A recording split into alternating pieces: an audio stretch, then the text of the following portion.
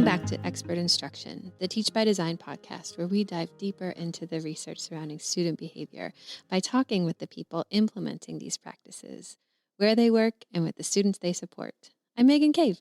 I'm Danielle Triplett. Danielle's back, everybody. Yay! We muddled along without her for a couple of months, but we're so glad. It was so nice to have you in the studio today. Glad to be back. Just staring into your lovely little eyes. Oh, thank you. Thanks for keeping it going while I took some time off. I appreciate it. Yeah. And I appreciate all of my colleagues who jumped in to fill in as some guest co-hosts while you were away. I think they enjoyed it. It seemed fun.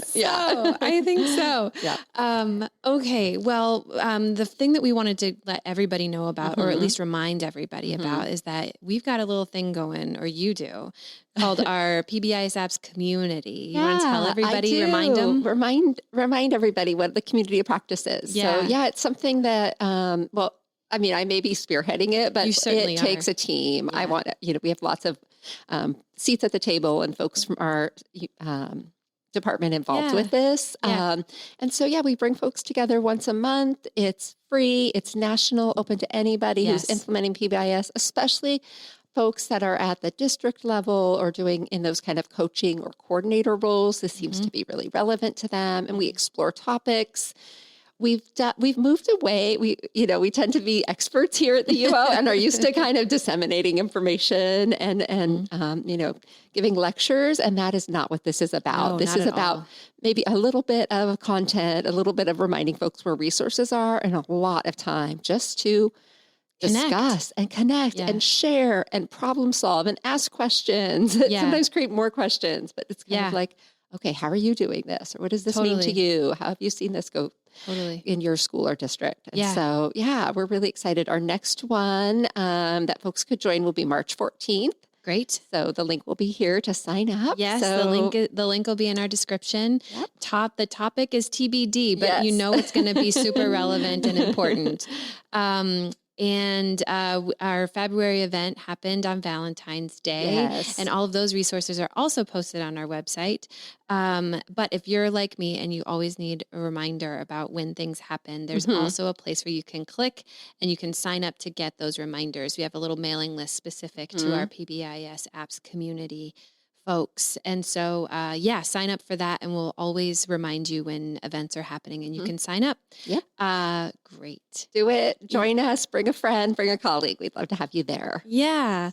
And in our episode today, we're kind of building on this topic of equity and what it means to include everybody. And something that we know can happen is that not everybody experiences school in the same way. And so we really wanted to talk to our friend and colleague from the Smart Center today to really explore that idea and what it means to get kids the support that they need, even when the support you think they need is not always the culturally relevant thing to do. Right. And how can you build those bridges with community members? Yep. It was great talking to Mari. And I've known Mari Meador for over 10 years. We realized as we were chatting.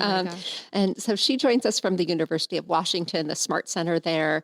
Mari is an implementation coach, and she works with schools to implement proactive systems of support. She brings with her a passion for systems change, fidelity of implementation, and culturally responsive PBIS, social-emotional learning, and mental health. We really had a rich conversation with her. Oh, we for sure did. Mari, the Smart Center folks, we share in our mission of building bridges between evidence-based practices and getting them actually into practice, right? Into schools. And so it's really awesome to hear from her and how she's able to translate that research into practice, no matter the context. Yes, she's incredible at it. And I really, some of the things that stood out from the conversation for me, Megan, was things like centering student needs, right? Like she said that more than once, and I bolded it in my notes. Like students are at the center of this. And sometimes we, as the adults, get focused on what we can do, what we know about. And so really making sure that kiddos are at the center of this. and really doing things with the community that you're serving, not to them. Yeah. And some of the ways she did that was setting up at the beginning of rolling things out, things like listening groups or focus groups for families and students at the start of it. Yeah, she said they had a group of 90 people. 90 people that they were meeting with regularly. Totally. I'm beyond impressed by that. That's a lot to coordinate, but also then it, the end result is better for it. The amount of support that you get. Yep. And she also really focused on the idea of going slow to go far. So that sometimes, through this work, we know, right, it's not an overnight thing that you can just implement something like PBIS and it's all better. Like it takes time to do these things and to do them really well. Totally. So really excited to hear her emphasize that and kind of how she did that with different districts she worked with. It takes a long time to do this work, but it's super valuable. Going through the process of defining the work that you need to accomplish, making sure that everybody has their values stated and that you're all working on the same goal of getting kids the support that they need in a timely way. Yep. We think that you're going to get a lot out of this. We certainly did. Yes. So join us, listen in. Yes. Here's Mary. Thank you. Hi, Mary. Thanks so much for joining us today. Yes, thanks for having me. Yeah, we've had you on before. So this is like old hat. Welcome back. It's good to be back. Yeah, talking to an old friend. I guess we've had you on here obviously before with your colleague Rayanne, and we didn't get much of an opportunity to talk about where you work and the work that you do. So tell us a little bit about the Smart Center and the mission that you all have and the work that you do to accomplish that mission. Yeah, so the UW Smart Center, University of Washington Smart Center, stands for the School Mental Health Assessment Research and Training Center. So we are just that, a research and a training center. And the mission at UW Smart is to promote high quality, culturally responsive programs, practices, and policies that help meet the range of needs that we see from our students in general education and special education contexts, right? And that those needs involve social, emotional, behavioral, and mental health needs that come up for our students. We are a national leader in developing and supporting the implementation of evidence-based practices in schools. So those practices primarily focus on prevention, early intervention, and intensive supports, or what in education we look at as like a multi-tiered system of supports. So what's neat about the center is that not only do we help train on that, but we also have researchers, right, who do research on specific interventions. And then our goal would be to then help train and help districts select evidence-based interventions based off of their needs. So my colleague was supposed to be here with me today, Rayanne. She's not because she's sick, unfortunately. Yeah. Hi, Rayanne. We miss you, Rayanne. Yeah, we miss you, Rayanne. But our role and all of our trainers, the role that we play in supporting this mission can be us on research projects. So we have been on a number of them that are implemented within the educational setting, and then also through our work as trainers with schools and districts where not only do we help design and train the district and building leadership teams on the integration of social, emotional, behavioral, and mental health data systems and practices, but also partnering with these districts to help them select evidence-based programs and interventions and tools that would fit within their multi-tiered system of support. Gotcha. Amazing. Yeah. And I mean, it's so exciting to hear other people talk about their work the way that you're talking about it, because we do so much of the same stuff here at the University of Oregon. And so it's always nice to know that even up at the University of Washington, those Huskies are also doing good work. For sure. We can bring people together from UW and U of O, who absolutely have a long history of being rivalries, right? Talk about the good of community and supporting kids. Totally. Exactly. Well, and in that way, I think that, the conversation around mental health supports and behavioral supports, I mean, these things have to overlap. And so I think that's where schools are doing the work too. It's like they don't see this as siloed. This needs to be maybe one Right. team guiding it, right? And so Exactly. we're all about that integration too. We know that we talked with you and with Rayanne about universal screening and the way that you all do that work with schools and districts. And I was just curious we wanted to give you a platform to share why universal mental health screenings are important and why you all include that in your work. Yeah, I'm like Rayanne and I are both very passionate about universal screening. We always have been. So I'm very thrilled that we get the opportunity to kind of speak to it, because I think it can be kind of a scary thing when we talk about mental health and we talk about universal screening and what does that mean for our kids when, especially when we're not communicating with our community about what it is and why it's important. So I guess I'll just start by saying that, and I can send this to you all, but there was a behavioral health audit done in the state of Washington a few years back. And what came from that behavioral health audit, or something very important that came from that, was that universal screening is actually the basic foundation for behavioral health systems within schools. And that's because screening helps us not only identify strengths, but helps us identify student needs. And it does this at the earliest sign of symptoms before they become disruptive to a student's life and more difficult to treat later on, right? So when I think about universal screening, I think about how it's just kind of common practice or best practice to do this with academics. We would screen for academics, and then we support students based off of what they would need. And yet doing it for social, emotional, behavioral, and mental health strengths and concerns feels a little bit touchy. I think that has a lot to do with our community needs and our values and kind of how we view mental health within a specific community. So although we have learned that universal screening is the basic foundation for behavioral and mental health systems within a school, there are a lot of things that we would need to address before just coming in and saying, okay, we're going to do universal screening because it's best for kids. That's not always understood. And so I guess a few things that I would like to say is that universal screening does enhance our continuum of supports, or that multi-tiered system of support framework. It is a core or critical feature of it, right? And so we have a colleague, Dr. Kurt Hatch, who talks a lot about doing like PBIS light.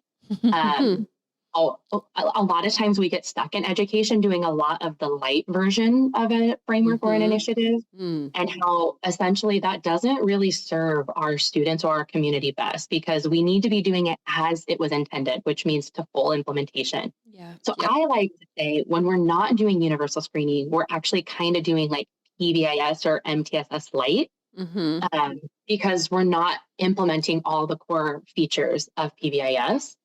And if we're looking at it in this like in a proactive or preventative framework, universal screening not only helps us identify strengths and needs to see if students might need more beyond what we're providing at Tier 1, but it helps us monitor or measure the overall health of our system. So it's helping us be able to look at how healthy is our tiered system of support, how strong is our Tier 1, and where might we need to refine the Tier 1 so that we have less students who need more Tier 2 and Tier 3 supports.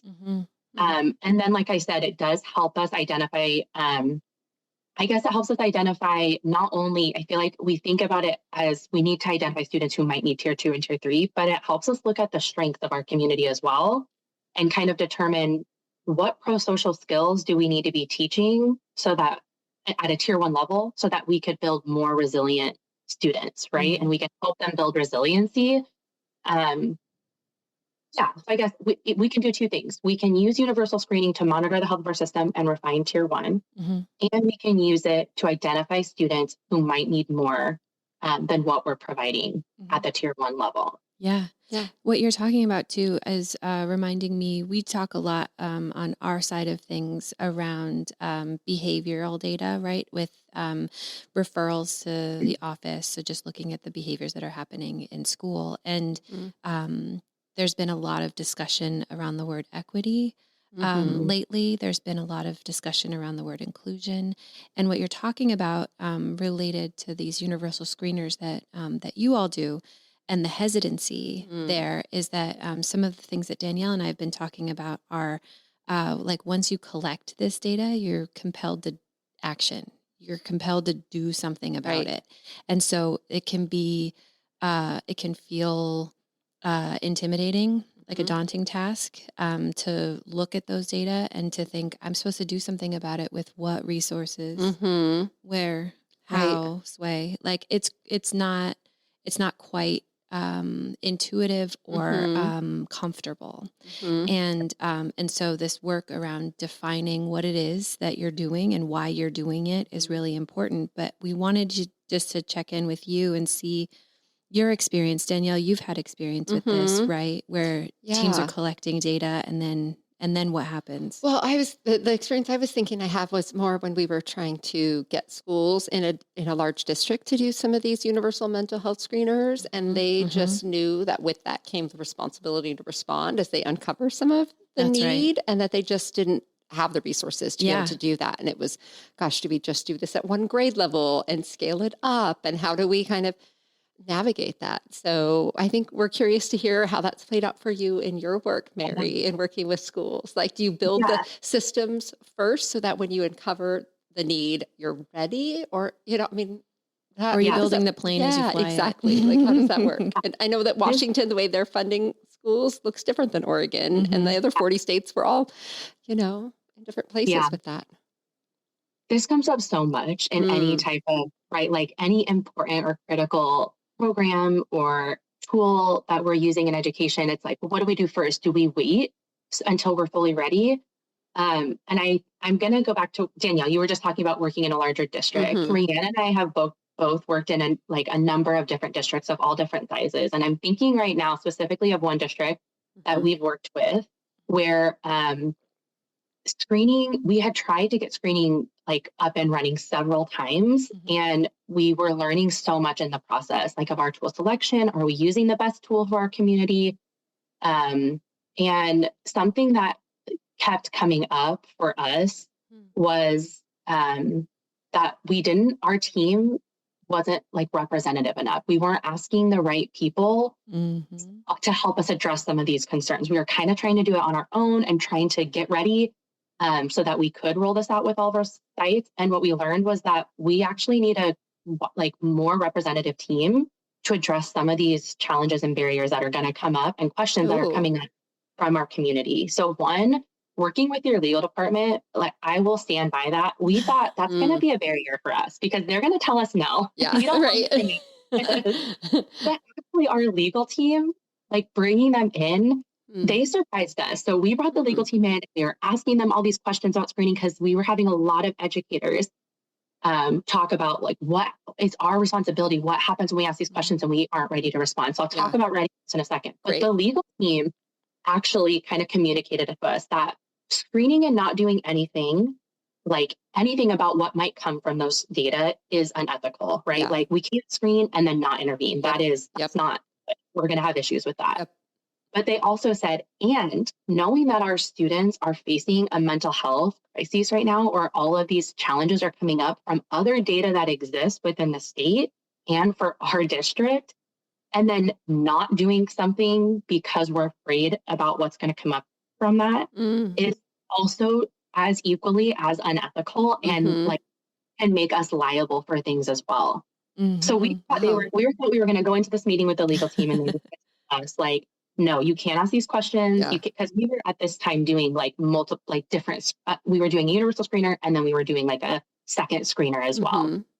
And so they actually confirmed that, no, we need to be screening universally because we have data at the state level that says our community, right? Like our students are facing high levels of anxiety, high levels of depression, are feeling like they have an adult to turn to, are feeling a little bit hopeless, right? And so knowing this and not screening to detect students early on is also a problem for us. And so we then thought, like, that's great. Our legal team supports us. And so what we learned from that conversation was it's actually our job to be building readiness for our schools so that they can feel comfortable and safe with responding. And it wasn't that we needed to go into these schools and kind of say, oh, you're not going to be ready because you don't have all these tier 2 and tier 3 interventions. prepared. It was actually that we needed to go in and kind of examine, what are you already doing really well that's working? What good practices do you already have in place that are evidence-based, that are showing outcomes for your students? And then what are the ones that you have in place that are like kind of being implemented that aren't really showing a lot of outcomes that we can maybe get rid of? And like focus more in on the evidence base. So what we call that process intervention mapping. So that's what we started doing with all of our teams. And I can send you a sample of that. We post it at all of our conferences because people are like, we want to do that. Yes. So intervention mapping, where you go through, right, and you list out what are the things that we're providing at tier 1 that all students receive for their social, emotional, behavioral, and mental health. Are we seeing outcomes? How do we know that this is working for our students? And if we know that it's working for our kids, let's put more of our effort into that intervention or into those few as well. And we did this at a tier 1, tier 2, and tier 3 level. And what a lot of our building teams will learn is, I actually have this quote from a principal in a district we're working with who said, I'm learning that we are competitive. We don't need to be the best and have like this huge menu of interventions. What we need to do is have a smaller list of interventions that are evidence-based, that are working for our community. And then we need to put all of our efforts into making those work instead of like adding more and more and more. And I was like, that's exactly what we should be doing. Yes. 100%. That's a great example. I love that, Mary. Yeah. Because sometimes we do feel like, we need a menu of options. We need all these different things. And yet we don't have the capacity to do all of them really well. Like, let's focus. Sorry, I cut you off. Yeah, no, it's okay. Keep going. Yeah. Well, this is why I guess when people get kind of scared, they're like, well, what if something comes up and we don't know what to do? Yeah. This is why building readiness for any new initiative is critical, especially universal screening, because in our like readiness building phase, not only can we go through and see what like good practices do we already have in place that will be ready to support kids once they screen and we see, like we've got some kids who need more, but doing it not only for the tier 2 and tier 3 interventions, but for tier 1, so that we can say, our tier 1 is not supporting most of our kids. We actually need to kind of do better at tier 1, right? Like important. Yep. But also the building readiness phase is an opportunity for us where we can partner with stakeholders and determine what our community purpose and need is for universal screening and any initiative. And I would say that is probably the most important thing. So we worked with a district who was, as part of their integration of school mental health within their multi-tiered system of support. What a mouthful. It's why we do acronyms, That's right? We have acronyms. We heard them say, like, we want to do universal screening, but we already know some barriers that are going to come from this. For our specific community, our families are going to push back on this because the beliefs they have around mental health are, we don't want you focusing on that. We don't need mental health support. Like, we can take care of it on our own. And so what we learned was, like, first we need to map out our stakeholders. Who do we need to bring in intentionally to be a part of this kind of representative team so that we can address some of those concerns that are coming up. And what we learned, I feel like what we always learn, is that families and students need to be a part of the process from the ground up. And even though that might take more time, doing it leads to outcomes that you wouldn't even imagine. Like families who are like, I'm on board, I want to help with this, tell me how I can champion this work. Because not only are we like including them to build this process for their students and for their kids, they're able to kind of talk about what their needs are and what their cultural beliefs are and how they need to be addressed. And then we can kind of build that out together in a communication plan. Like, what is the information that we're going to need to share with all families and students? And how are we going to make sure that it makes sense to everyone who's part of the community? So I would say, like, building readiness is so important. And some key things to do in that are, one, take a look at your team. How representative is it? Have we done a stakeholder map where we say, like, these are the voices and the strengths that we already have as part of this team. And here are the voices and the strengths that we're actually missing, which is often students and families. Yep. Yeah. How do you go about doing outreach to students and families? Because I know just from my experience, there's a lot of the same families and the same students that show up to offer support for different schools. And so I'm curious if you have any strategies for trying to extend that reach and get some voices around the table that maybe aren't represented so often from that group. Yeah, I mean, I think some of the basic ones that people know about are like, are we doing robocalls? Are we doing emails? Are we posting it on our website where families know? Are we pushing it out through notifications to the platform that families and students have access to? So that's one way to do it. But like you said, like sometimes that would only yield some of the same types of the same people that are always the ones who show up are always. So I would say also pushing into the community. So sometimes just going to schools at like drop off or pickup time or right. And just seeing who show and I think just approaching them, right? Like as educators, asking our teachers to talk with their family members about it as well.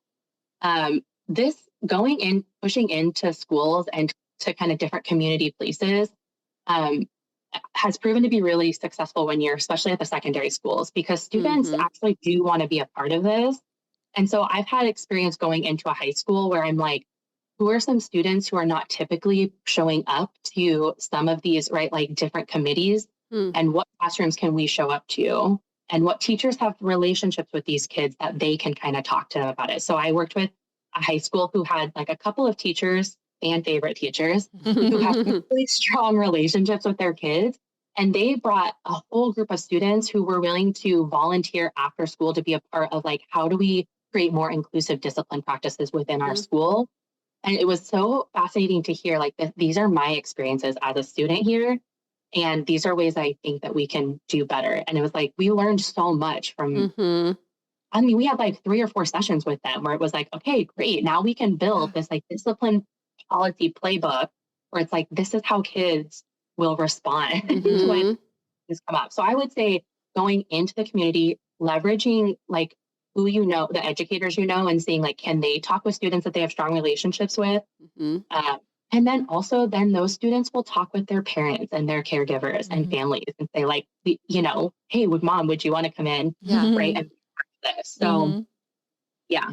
Mari, I really commend you on that work and think I'm just such an advocate for uplifting student voice. Like too often we're just talking about the kids or whatever. And so getting them involved, lifting up their voices and letting them be part of it, I think creates a richer result, like you said. So kudos for that.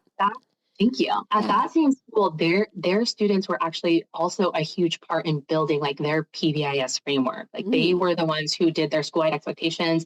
They did videos on it with like they built them and then they did videos on it that were raps and like, I don't know, it was incredible. Like let them do it. Right. Let the students lead the way and you'll see light in the work. I'm curious though, too, you've mentioned a district that you had worked with, and I'm sure you've worked with several in the past that where you come in and you think this is what's going to be best, but you can anticipate what those barriers are, and what you think is best is maybe the worst thing that you could do, like coming in right off the bat. So what are the things that you do to prepare for situations like that? How do you anticipate what some of those barriers are, and how do you get ready for a meeting like that? Yeah, so I guess this is where I'll talk a little bit about just another district we work with. On selection of an evidence-based program for their community. And we knew going into this community that like as educators, we all have our own assumptions. We all have our own values. We all have our own beliefs as well, right? But as educators, we have to recognize that like what we're doing is not for us. It's for the students. And sometimes I do think it can be difficult for us to remember that we are centering what students need, not what we need, not what our beliefs are or what our values are, but this is about what our students need. And so I think it's important before you go into any district, right, recognizing like every district is different. There's different contextual things that come into play. Like I said, different political beliefs, there's different values, there's all different types of like, I guess, components of a system that you have to navigate. And so we have to check ourselves before going into any district and remember that we're coming in to center students and a student need.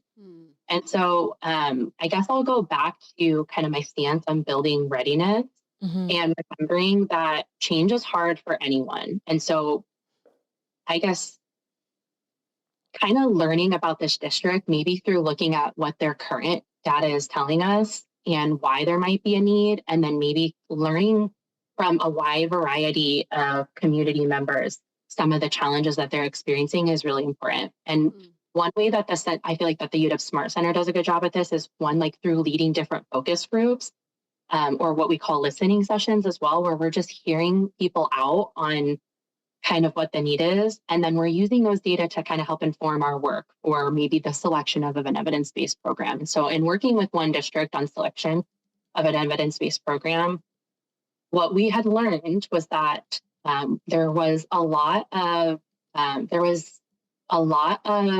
resistance to this specific change that was coming into their community. Sure. And there were a lot of people who had very specific beliefs on this and who actually didn't want the change to happen at all. And so, like I said, change is difficult for anyone, right? Like it's difficult for these families who are like, they have their own set of thoughts about what this program is going to do for their students or to their students. And then we as people who are coming in to help lead the selection come in being like, how can you not want this? It's going to be best for students, right? So there's a difference in what our thought processes and beliefs are. So working together with our families and our students is really important, especially in this, and going slow to go far. So we're not just coming in and going to rush this process where we're going to quickly help you select something.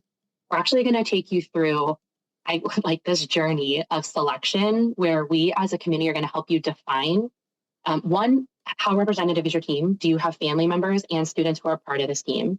And if not, making sure that your team includes that before moving through any of the selection process. And that can be for a program or for, like a universal screener.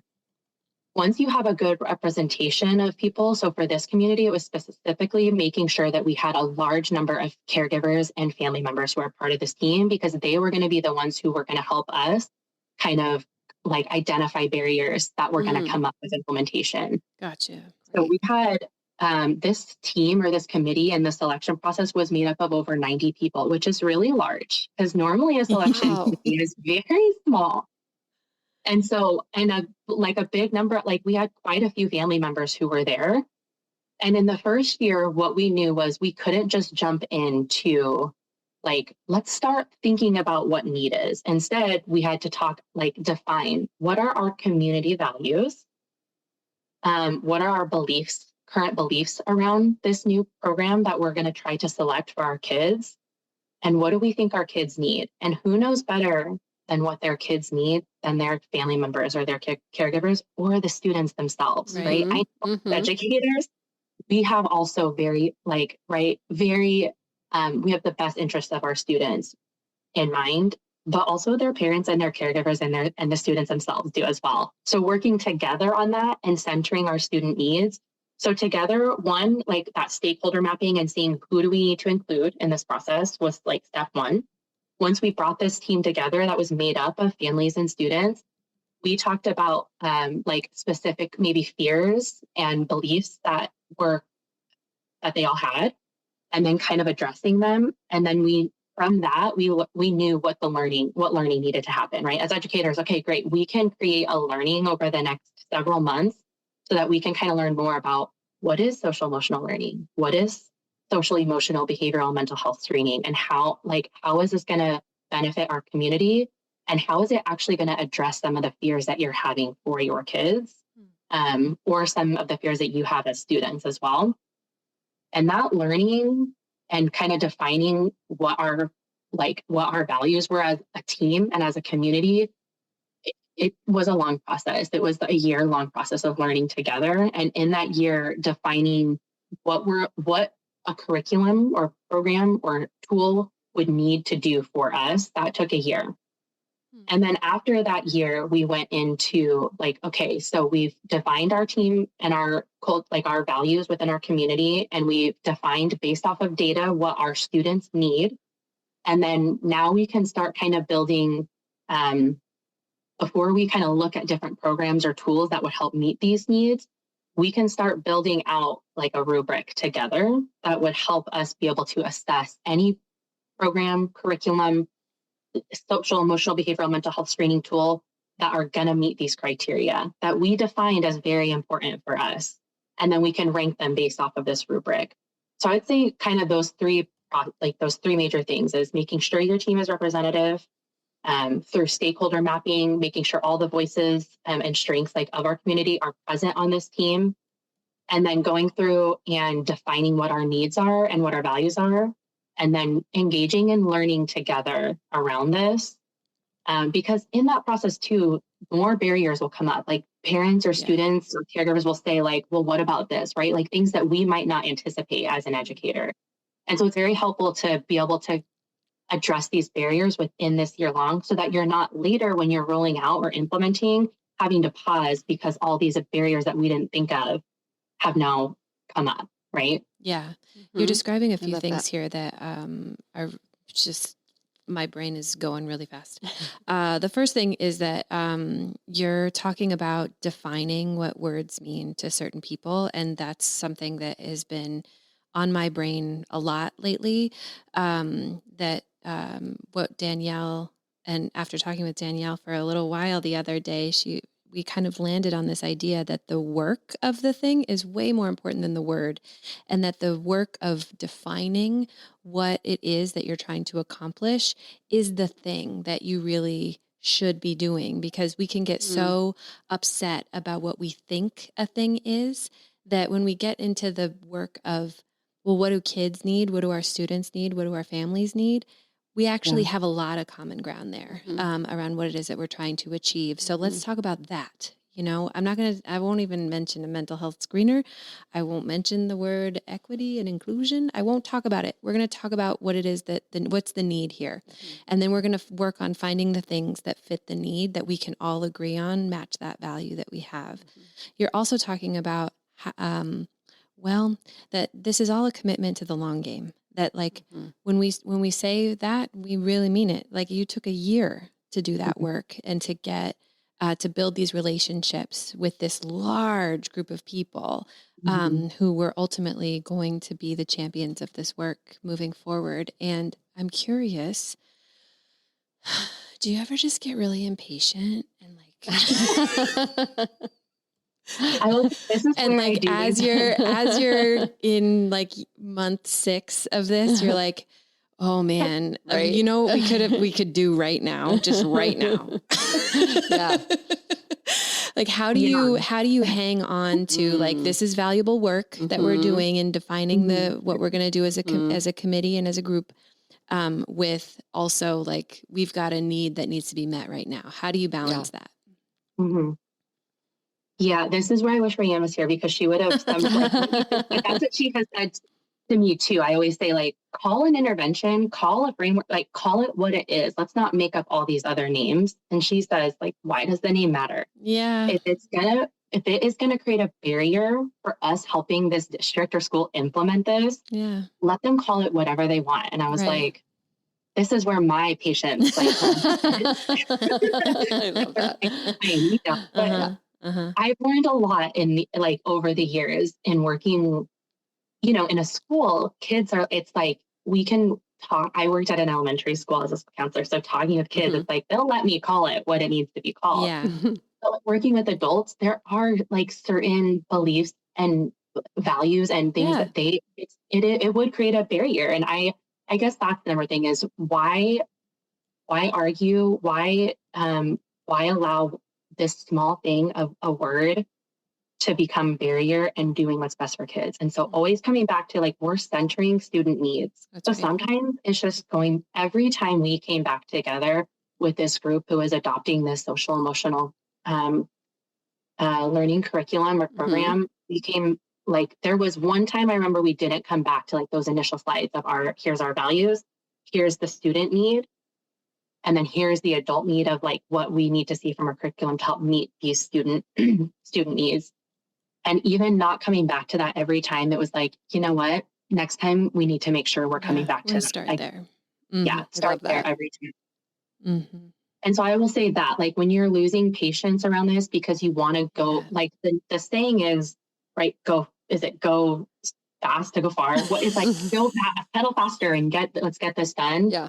Yeah. Like, I don't believe in that. Mm-hmm. If you go slow and do things right, you're the way forward. That's how we get sustainability. That's how we get like, if we think about weight loss too, it's like, if you go slow and make small change over time, you're actually going to see more sustainability. Mm-hmm. And so I would say coming back every time to the student need, and remembering like, this is why we even became a committee in the first place, was because these data, there are students behind these data telling us like, we have a need to help. That's so important to remember. My God, that is so important to remember. You know what else I'm thinking of, Mary, that you bring up with this going slow to go far, is that it's creating buy-in too, by having more voices at the table.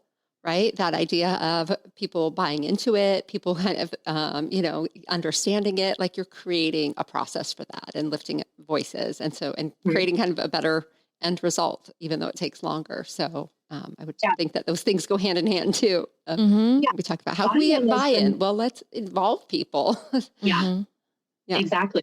And that's, I think too, like, that's what happened with that community where they were like selecting this program, is not only at the end of year 2, once the rubric was developed and they had selected a curriculum, we had parents coming up to us asking like they word for word said, I came in to be a part of this team and this committee to prevent it from ever happening. I wanted to tear this initiative down. Wow. And I'm realizing now how important, like staying with it for this whole year, how important it is, not only for these skills for our students to have them, but for me as an adult to have these skills, and how much that would help me as an adult.